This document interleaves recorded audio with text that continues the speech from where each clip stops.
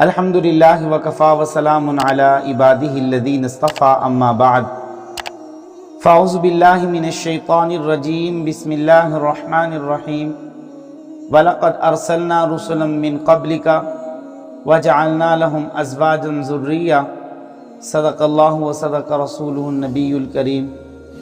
معزز سامعین، شوال کے مہینے میں سیدہ طیبہ عفیفہ ام المؤمنین حمیرہ حضرت عائشہ صدیقہ رضی اللہ تعالی عنہا کا نکاح ہوا، تو سوچا اسی مناسبت سے نکاح کے چند دنیاوی اور اخروی فوائد آپ کی خدمت میں عرض کر دوں۔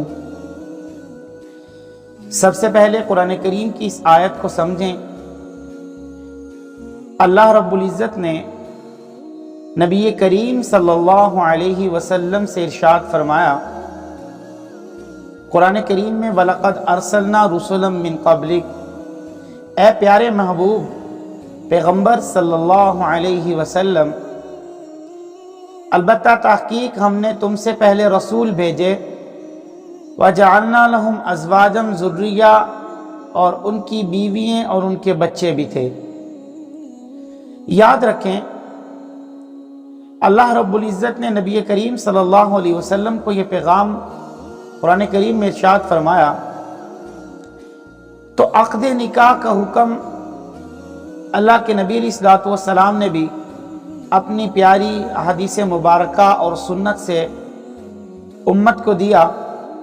فرمایا، نکاح من سنتی وفی روایت فمن رغب عن سنتی، نکاح میری سنت ہے، میرا طریقہ ہے، اور جو میری سنت سے اعراض کرے گا فلیس منی، وہ ہم میں سے نہیں ہے۔ انبیاء علیہ السلام کا اللہ رب العزت نے جتنا تذکرہ کیا، حضرت یحییٰ اور حضرت عیسیٰ نبینا علیہ السلام کے علاوہ تمام انبیاء علیہ السلام جو قرآن کریم میں تذکرہ کیا، ان کے نکاح ثابت ہیں، ان کے بچے بیوییں ثابت ہیں۔ ہاں، حضرت یحییٰ علیہ السلام نے نکاح کیا تھا اپنی عفت کے لیے اور اپنی نظروں کو جھکانے کے لیے، اگرچہ بیوی سے قربت حاصل نہیں کی، اور رہے سیدنا عیسیٰ نبینا علیہ الصلاۃ والتسلیم، وہ امت محمدیہ کے زمانے میں جب تشریف لائیں گے اس وقت نکاح کریں گے، اور میرے آقا علیہ الصلاۃ والسلام نے فرمایا ان کی بیوی ہوگی اور ان کے بچے بھی ہوں گے۔ اب نکاح کے بہت سے فوائد ہیں، جیسے کہ ایک روایت میں ابو یعلیٰ کی روایت ہے، تو نبی کریم صلی اللہ علیہ وسلم نے ارشاد فرمایا کہ نکاح میری سنت ہے اور جو میرا طریقہ ہے۔ بہر نکاح کے کچھ فوائد ہیں، تو مختلف فوائد ہیں۔ پہلی بات تو یہ ہے، ایک پہلا فائدہ، حضرت صدیق اکبر رضی اللہ تعالی عنہ نے جب امت کو خطاب کیا، ایک خطاب میں حضرت صدیق اکبر فرماتے ہیں کہ لوگوں نکاح کرو، اس لیے کہ اللہ رب العزت نے فرمایا ان یکونوا فقراء یغنیہم اللہ من فضلہ، نکاح انسان کو غنی کر دیتا ہے، مالدار کر دیتا ہے۔ حضرت عبداللہ بن عباس رضی اللہ تعالیٰ عنہما بھی یہی فرماتے ہیں، اور اسی طرح نبی کریم صلی اللہ علیہ وسلم نے بھی ارشاد فرمایا ایک صحابی سے کہ میرے صحابی نے آ کے شکایت کی کہ اللہ کے نبی تنگ دستی ہے، تو فرمانے لگے نکاح کر لو۔ کہا اللہ کے نبی اب تو 1 سے 2 ہو گئے ہیں، پھر بھی تنگ دستی ہے۔ فرمایا دوسرا نکاح کر لو۔ دوسرے نکاح کرنے کے بعد پھر آئے، فرمایا ابھی بھی رزق کی تنگی دور نہیں ہوئی۔ فرمایا تیسرا نکاح کر لو۔ جب تیسرا نکاح کیا تو اللہ رب العزت نے خوشحال کر دیا۔ تو یکونوا فقراء یغنیہم اللہ من فضلہ، یہ تفسیر ابن کثیر اور معارف القرآن میں یہ بات لکھی ہوئی ہے۔ نکاح کا دوسرا فائدہ یہ ہے کہ نبی کریم صلی اللہ علیہ وسلم نے ارشاد فرمایا کہ میں اپنی امت پر تمام انبیاء کی امتوں سے زیادہ فخر کروں گا، اس لیے کہ میری امت کثرت سے ہوگی، اور کثرت سے امت تبھی ہو سکتی ہے جب نکاح جیسی نعمت ہو سکتی ہے۔ تیسرا فائدہ، اللہ کے نبی صلی اللہ علیہ وسلم نے ارشاد فرمایا کہ اگر کم سن بچے بھی دنیا سے چلے گئے، وہ انسان کے لیے شفاعت کا سبب بنیں گے قیامت کے دن۔ تو شفاعت کا سبب تبھی بنیں گے جب نکاح جیسی نعمت ہوگی۔ چوتھا فائدہ، اللہ کے محبوب علیہ الصلوۃ والسلام نے فرمایا کہ جو میری اس نکاح کی سنت سے اعراض کرے گا وہ ہم میں سے نہیں ہے۔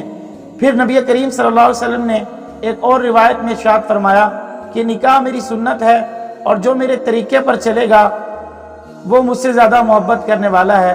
تو گویا کہ نکاح نبی کریم صلی اللہ علیہ وسلم سے محبت کا اصول بھی ہے اور محبت کا طریقہ بھی ہے، کیونکہ نبی کریم صلی اللہ علیہ وسلم نے نکاح کو اپنی سنت قرار دیا۔ پھر ایک اور نکاح کا فائدہ یہ ہے کہ اللہ رب العزت غنی کر دیں گے۔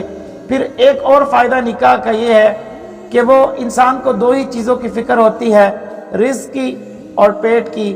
نکاح سے اللہ رب العزت رزق عطا کرتے ہیں۔ اور دوسرا فرمایا کہ بنی آدم کی دنیا میں جانے کے بعد کوئی آدمی اگر دنیا سے چلا جائے تو 3 اعمال باقی رہتے ہیں۔ ایک آخری والا فرمایا کہ نیک اولاد جو اس کے لیے جو چھوڑ کر گیا اس کے لیے دعا کرتا ہے، تو نیک اولاد تبھی ہوگی جب وہ نکاح کرے گا۔ دعا کو اللہ نے قرآن کریم میں تذکرہ ذکر کر کر فرمایا کہ والذین یقولون ربنا حب لنا، میرے نیک بندے مجھ سے دعا کرتے ہیں اے ہمارے رب حب لنا من ازواجنا، ہمیں بیوی عطا کر، وذریاتنا اور نیک اولاد عطا کر، وجعلنا اور ہمیں بنا دے متقین کا امام۔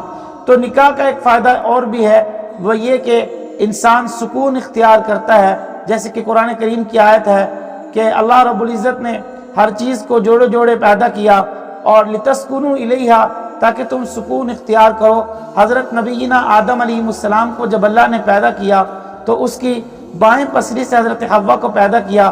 حضرت حوا جب پیدا ہو گئی تو آدم علیہ السلام نے پوچھا آپ کون ہو؟ تو حضرت حوا نے کہا میں آپ کی تسکین کا سبب ہوں، آپ کی تسکین کا ذریعہ ہوں۔ تو یہ بات جب آدم علیہ السلام نے پوچھی، ابن وہاب شیرانی رحمہ اللہ فرماتے ہیں پھر آدم علیہ السلام کا نکاح جبریل علیہ السلام نے پڑھایا حضرت حوا سے، اور حضرت حوا سے جب نکاح پڑھایا اور مہر یہ مقرر کیا کہ نبی کریم صلی اللہ علیہ وسلم پر درود ابراہیمی حضرت آدم علیہ السلام کو بھیجنا ہے۔ جب درود ابراہیمی پڑھیں گے تو حضرت آدم علیہ السلام کا مہر ادا ہو جائے گا۔ تو یہ نکاح کے مختصر سے فوائد تھے جو میں نے آپ حضرات کی خدمت میں یہ عرض کر دیے۔ بہرحال ایک حدیث اور بھی یاد رکھیں، نبی کریم صلی اللہ علیہ وسلم نے ارشاد فرمایا مفلسی کے ڈر سے، غریبی کے ڈر سے نکاح کو چھوڑ دے، وہ ہم میں سے نہیں ہے، کیونکہ اس کو یہ نہیں کرنا چاہیے۔ آج ہم اس بات کا خوف کرتے ہیں کہ ہم نکاح کر لیں گے تو ہماری بیوی کھائے گی کہاں سے، ہمارے پاس تو اپنے کھانے کے لیے کچھ نہیں ہے۔